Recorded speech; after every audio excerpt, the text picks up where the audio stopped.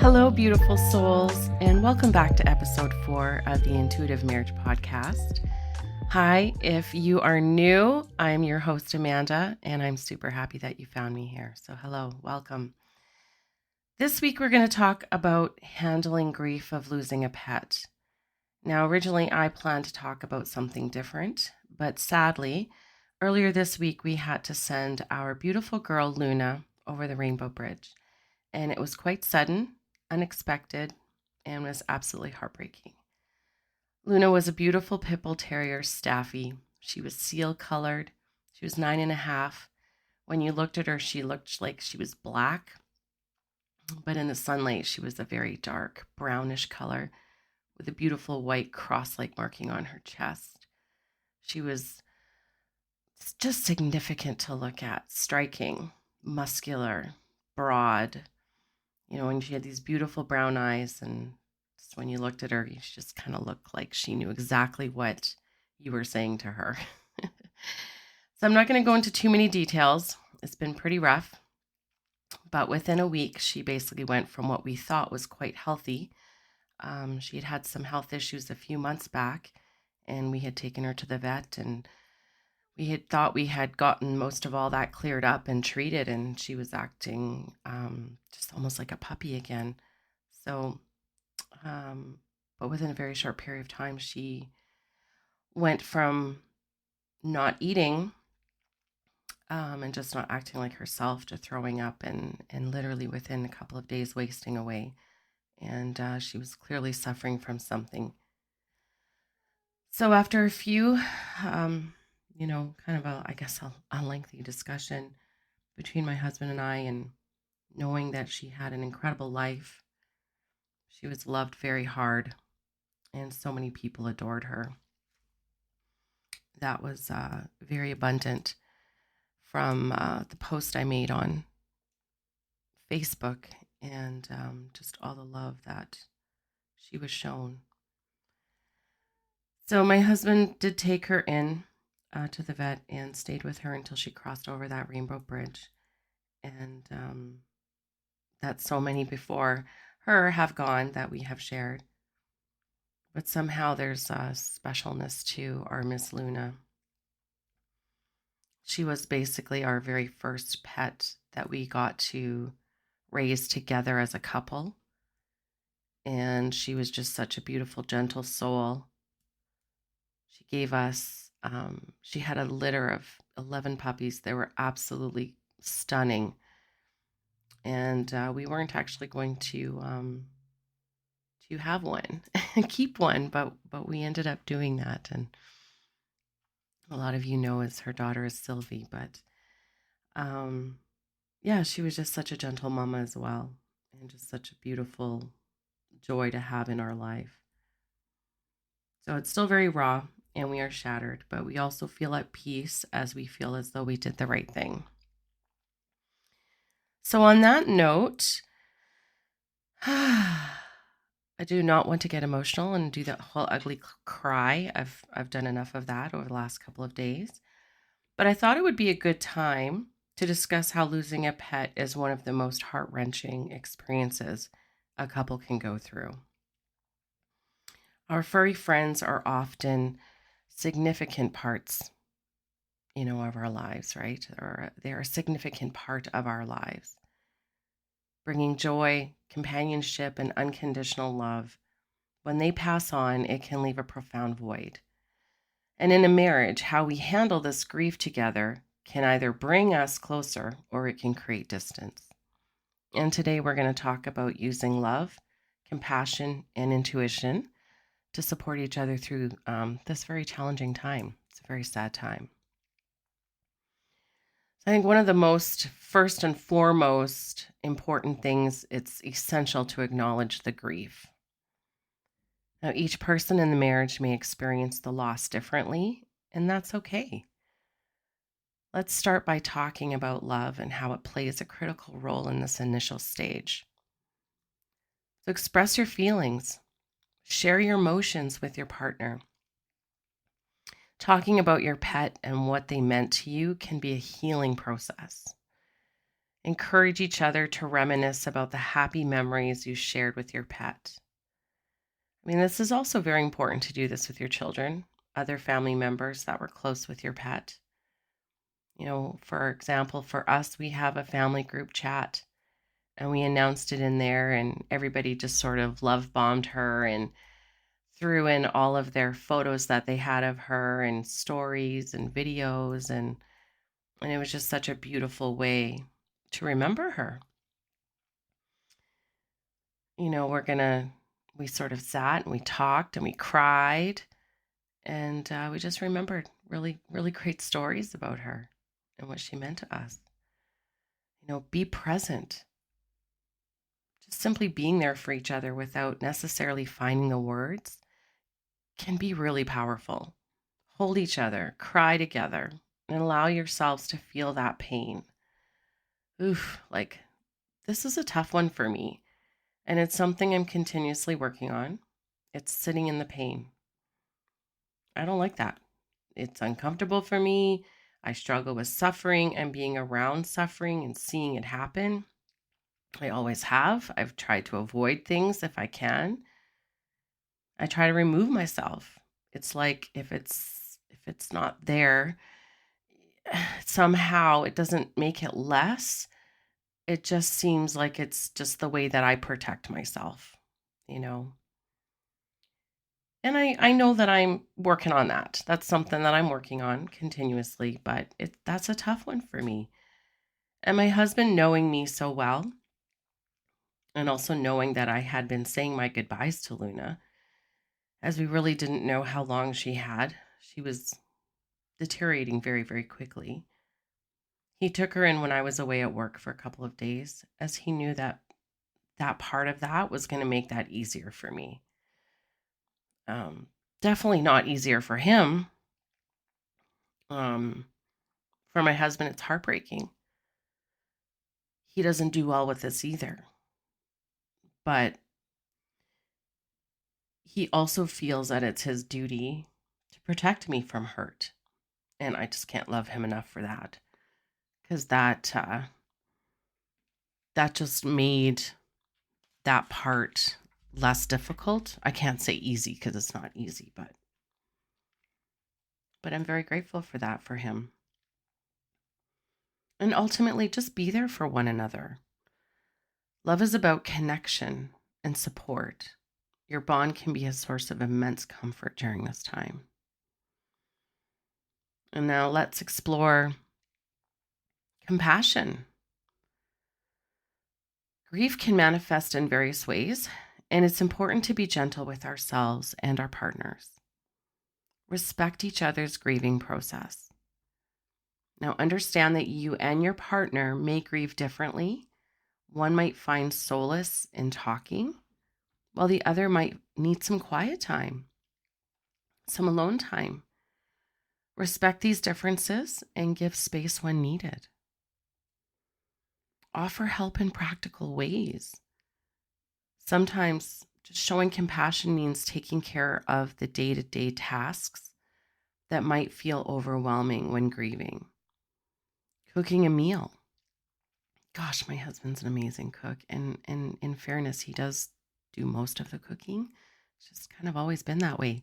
He's fantastic. I do know how to cook, but he just always seems to do most of the cooking. And when I came home, it was very hard for me because it was the first time I walked in the home and Luna didn't greet me. So I kind of had a bit of a breakdown. And he just consoled me and hugged me. And he had prepared this incredible meal. It was just fantastic. It was like stuffing and pork chops and potatoes and gravy and a very comforting meal. Maybe you can help your partner with doing the laundry. Another thing, he did all the bedding. He cleaned up everything, that we had to clean up from Luna. She was losing some control of her bodily functions, and he took care of all of that. And he took care of our remaining pet, right, Sylvie. And in saying that, I have to tell you a story. Oh my goodness. My husband, he is just an incredible man.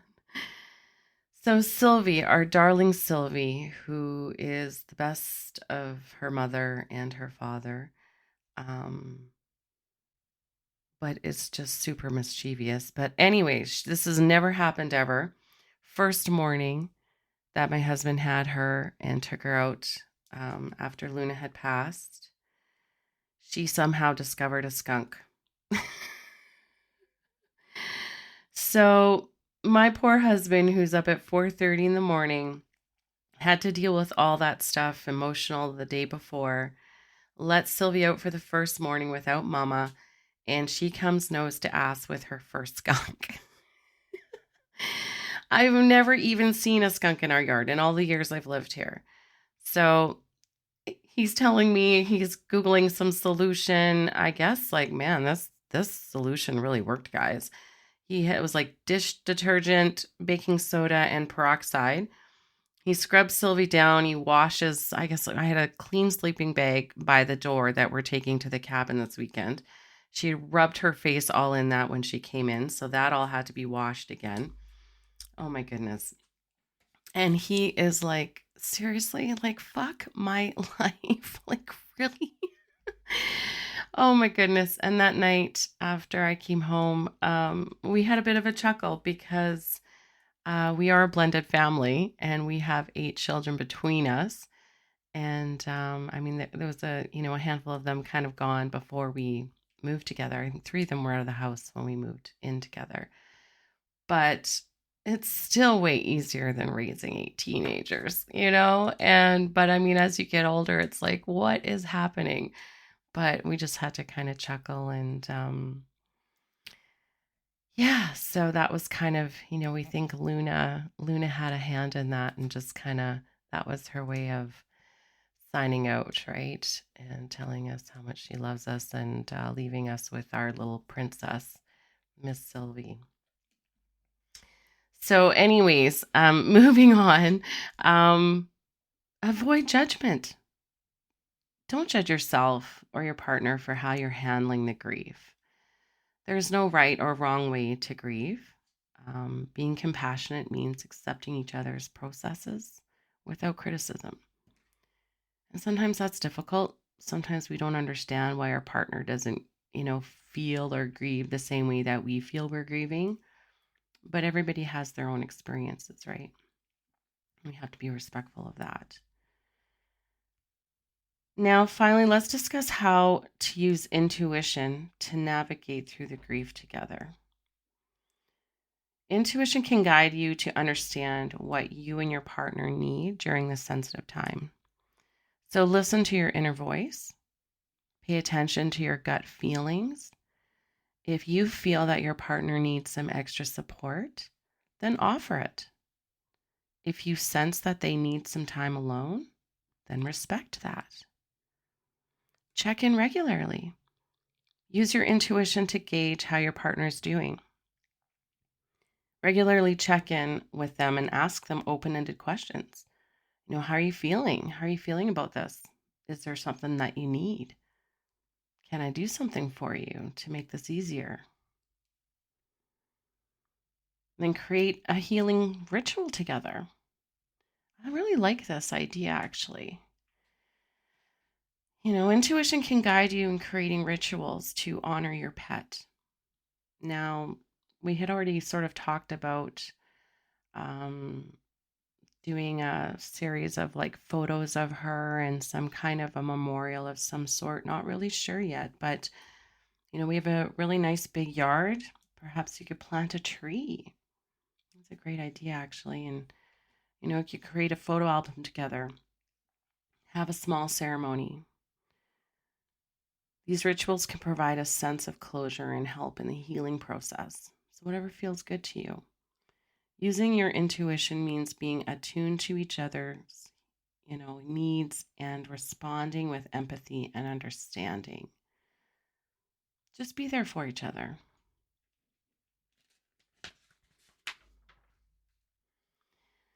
So, as we wrap up, remember that grief is a journey.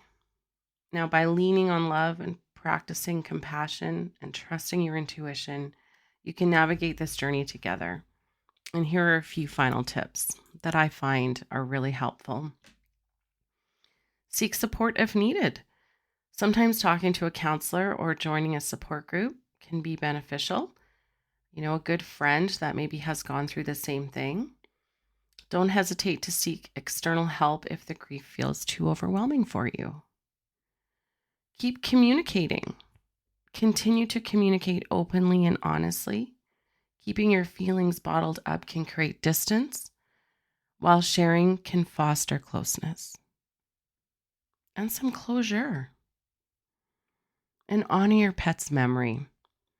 Find a way to keep your pet's memory alive in your hearts, whether it's through a scrapbook, a special place in your home, or simply sharing stories. Honoring their memory can be a source of comfort. A couple of my favorite memories, I think my husband would agree with this as well.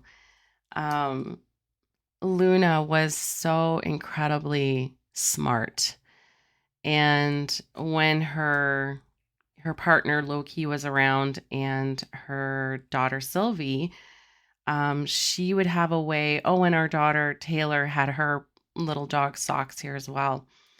And she would find ways to manipulate and outsmart them either for their bones or because they were sitting next to us and she wanted to sit next to us. So she created distraction, like throwing a rope up in the air or a bone and like pretending that she wanted them to like bait them into playing with her. And the second that, one of them would hop down to go play with her, she'd drop whatever she had and scoot over and sit right next to us and just leave them there. Like clear, she absolutely knew what she was doing. It was freaking hilarious. Or another tactic she would use would be all of a sudden she'd go over to the window and bark. So of course that just set off like all the barking alarms in the house, right? So she would like bark, pretend that there's someone at the window. So like Loki and Sylvie would go running and Socks would go like freaking out over to the window. And she'd go over to them and steal whoever's bone that she wanted at the time, right? So, those are, she just kept us in giggles often with her tantics. Tantics? No, that doesn't sound right. With her antics. That's it. Antics. Oh my God. I can never find the right word. I think I said decompose in my last episode instead of decompress. Oh, and another thing is we had a few friends who had asked us if we would be open to breeding our two dogs that we had, like Luna and Loki at the time. And we did. We had her have one set of puppies, one litter of puppies, and she had 11, and they were all perfect and beautiful and so many different colors. They just ranged all different colors. And we weren't going to keep another one because we already had two dogs at the time. And we just said, unless this, happens to have this perfect puppy that just, whatever, that we just kind of go, that dog is ours. And she had 9 puppies on the 19th of March. And we thought she was done. And then the next morning, between her getting up at 5:30 and me cleaning out her kennel and counting the puppies and her going outside and coming back and me going to sleep for another 3 hours, she had 2 more puppies. So the very last puppy is actually Sylvie, and she came out and she's actually like a beigey color, like a fawn champagne-ish color, a little bit darker than a champagne color. But when she was born, she actually looked silver. And my mom's name is Sylvia. And so it just turned out that we just called her Sylvie.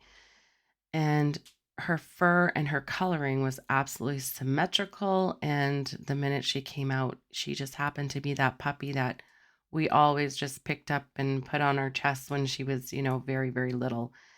And I guess we just sort of claimed her as our own right from the beginning. So that's also kind of a really cool story. And Luna was just an incredible mom, such a great mama to her puppies. So and all those puppies are with the incredible families now. So very happy for that.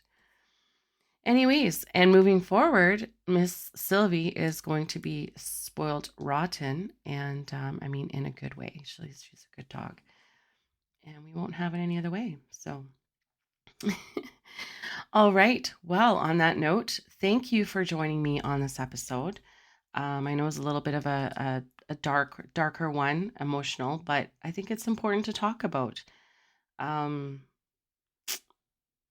it's all about the Intuitive Marriage Podcast, right? That's the name of it. And all this stuff happens within our marriage. And I think it's really important to talk about. So losing a pet is never easy, but with love, compassion, and intuition, you and your spouse can support each other through the grief.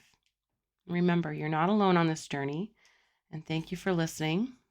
Creating this episode helped me in my grieving process. It's sort of like a type of therapy for me. So thank you. And I'd love it if you could go follow me on Instagram. I just have a very small following at this point. It's at the Intuitive Marriage Podcast. I'm just starting out on this journey and would love it if you could help a girl out and follow and share if this resonates with you. And if you found this episode helpful, please subscribe, leave a review, and share it with others who might benefit. And join us next time as we continue to explore ways to strengthen your intuitive marriage. So until then, take care and be kind to yourselves.